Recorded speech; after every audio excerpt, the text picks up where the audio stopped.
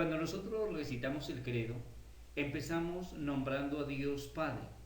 ¿Pero por qué hacemos esto? Simplemente porque Él es el primero y el último, es el principio y fin de todo.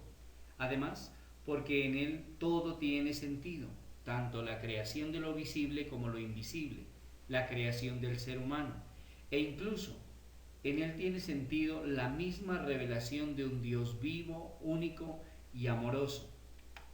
Cuando nosotros decimos que Dios se revela, nos referimos a que Dios revela su identidad cuando nos comunica su nombre, pero lo hace paulatinamente, mostrándose como el Dios fiel y compasivo que vive expresando su amor a través del tiempo y el espacio sin importar la infidelidad humana.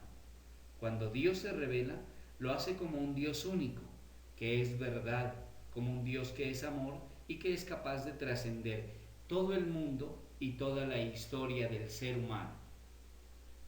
¿Cuáles son las características de Dios Padre?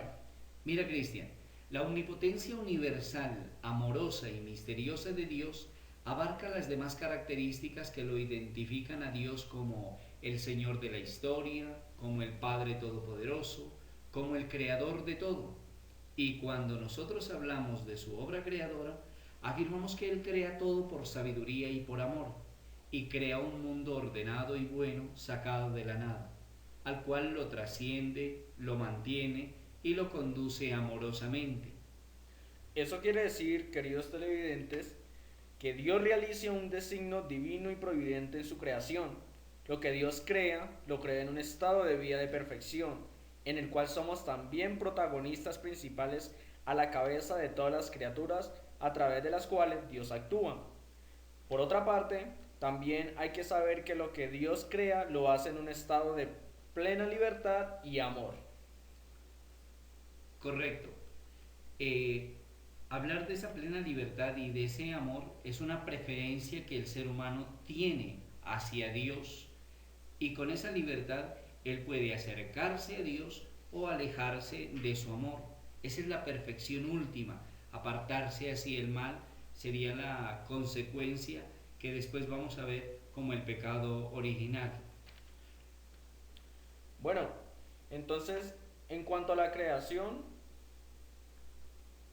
de lo que existe y lo que no existe, Dios en cómo actúa en cómo actúa en nosotros, cómo se explica lo que dice en el credo, lo visible, Dios es Padre, lo visible y lo invisible. Cuando nosotros, cuando nosotros rezamos el credo, decimos que Dios es creador de cosas visibles e invisibles. Nosotros nos estamos refiriendo con esto a la creación del cielo y de la tierra y todo lo que estos contienen. La creación de lo invisible viene a ser los ángeles, que son seres espirituales que tienen inteligencia y voluntad y que son criaturas personales e inmortales que superan en perfección a todas las criaturas visibles y que son seres que han estado a lo largo de toda la historia de la salvación y de la iglesia. Y cuando hablamos de la creación del mundo, nos referimos a la creación en toda su riqueza, en toda su diversidad y orden.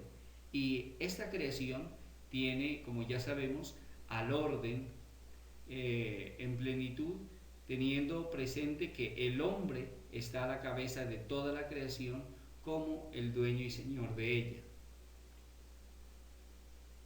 Entonces la creación, como nos lo dice en el Génesis, fue creada por Dios, un Dios que ama al ser humano, ama su creación, y por amor fue que nosotros salimos de alguna parte que se llama amor, ese amor que Dios tiene hacia nosotros. Dios cuando crea, crea cielo, tierra, animales, al hombre y también a un acompañante para ese hombre, así como lo dice el Génesis. Dios los hizo hombre y mujer. Entonces, cuando la mujer sale de la costilla del hombre es para eso, para acompañar a ese hombre.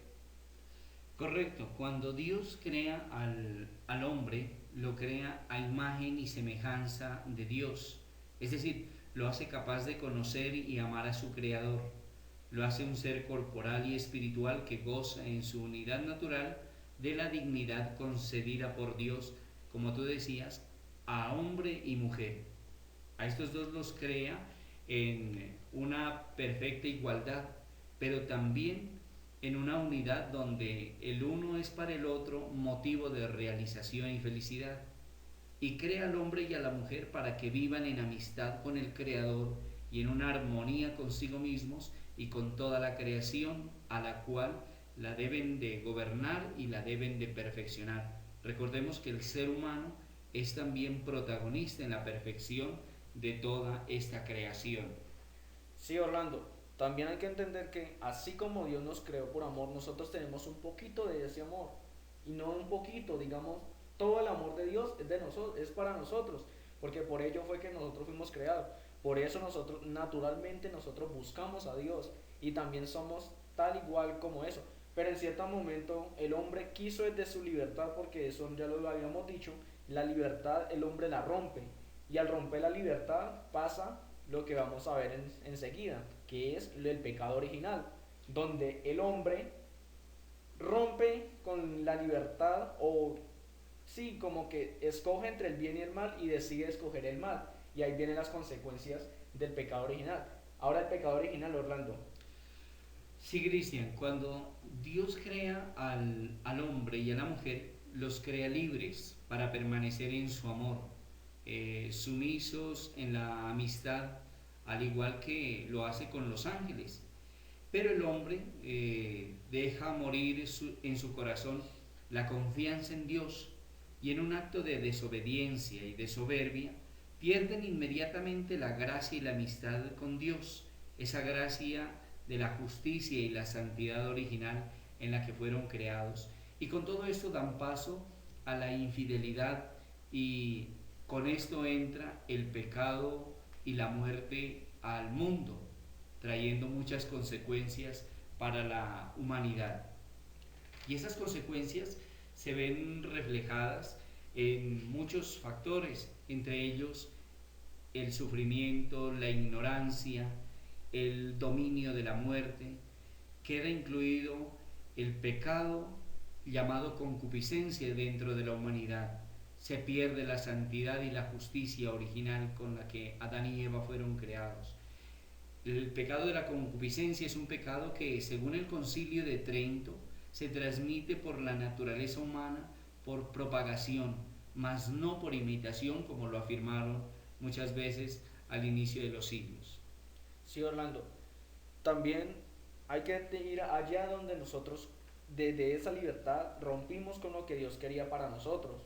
Cuando Adán y Eva comen aquella manzana o cuando Adán y Eva pecan y desconfían de Dios, de su sabiduría y de su amor, nosotros ¿qué son? ¿Qué pasa con nosotros? Viene y nos destierran de lo que es el paraíso, o sea, del plan divino de Dios. ¿Para qué? Para que nosotros suframos en carne viva qué es estar alejados de Dios y así poder volver a encontrarnos a Él. Además de eso, que ya usted lo mencionaba, toda la ignorancia, el sufrimiento, la muerte, muchas cosas nosotros sufrimos gracias a lo que nosotros mismos escogimos. Bueno, Adán y Eva en su momento, nosotros también en cierto momento pecamos y pues estamos en estos momentos desde nuestra libertad decidiendo si nos vamos hacia Dios o simplemente nosotros seguimos en este mundo. Pero hay que tener presente, Cristian, que cuando Adán y Eva cometen el pecado, no termina todo allí, sino que hay algo sorprendente, y es que Dios no abandona al ser humano, no abandona al ser humano cuando se aparta de él, sino que sale a su encuentro, lo llama, le anuncia de modo misterioso un plan de salvación, un plan que va a culminar en la persona de Jesucristo.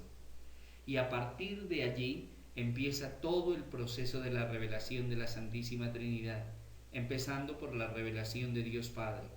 Y todo ese misterio de la Santísima Trinidad se convierte en el misterio central de la fe y de la vida cristiana, en un misterio que va a ser inaccesible a la sola razón e incluso a la fe del pueblo de Israel que está antes de la encarnación de Jesús y del envío del Espíritu Santo.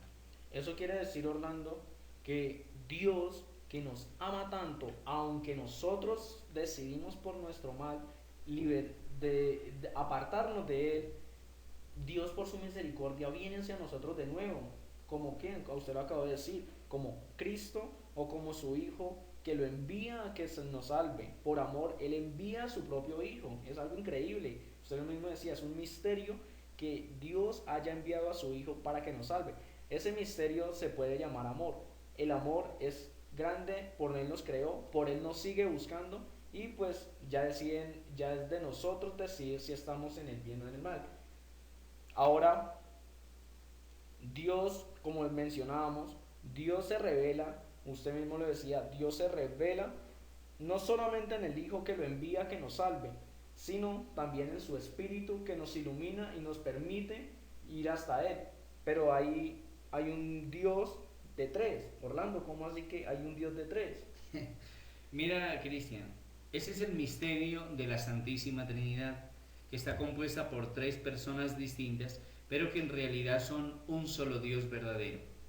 El Padre que crea, el Hijo que redime la creación que ha caído a causa del pecado, y el Espíritu Santo que santifica y guía a toda esta creación hacia la verdad. Son tres funciones distintas que tienden a un mismo fin y son realizadas por un solo Dios verdadero. El Padre se revela como Padre y Creador. Jesús lo hace por designio del Padre en la encarnación. Y el Espíritu Santo se revela cuando es enviado como el regalo y fruto del Padre y del Hijo. Y entre los tres se revelan mutuamente. Los tres hacen una misma tarea.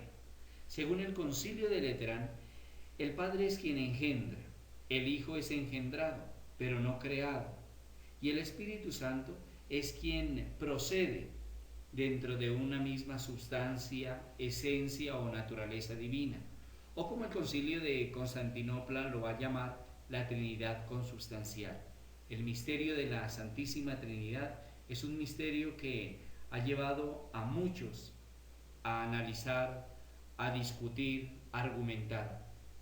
Pero a nosotros lo único que nos conviene y es nuestra tarea es creer que Dios es una comunidad y por tanto a nosotros nos ha creado para vivir en comunidad como lo hizo con Adán y Eva cuando crea hombre y mujer. Sí, Orlando, Dios que nos crea por amor, después el hombre nos parte o se aleja de Dios y Dios aún así sigue revelándose hacia nosotros para que volvamos hacia Él. Ya decídenos el hombre o la mujer o la creación ir hacia Él o quedarse en el mal. ¿Cómo lo hace? Por medio de su Hijo, por el Espíritu y por Él que es amor. Aún así, la respuesta del hombre tiene que ser por fe. Si Dios se revela hacia nosotros y nosotros decidimos quedarnos con Él por medio de la fe, como usted decía en comunidad, que la comunidad es iglesia, bueno, llegamos hacia Él. Es de la única forma. Esto sería como la conclusión de la catequesis número 1. ¿Le parece? Sí, correcto. Bueno, escuche, guarda.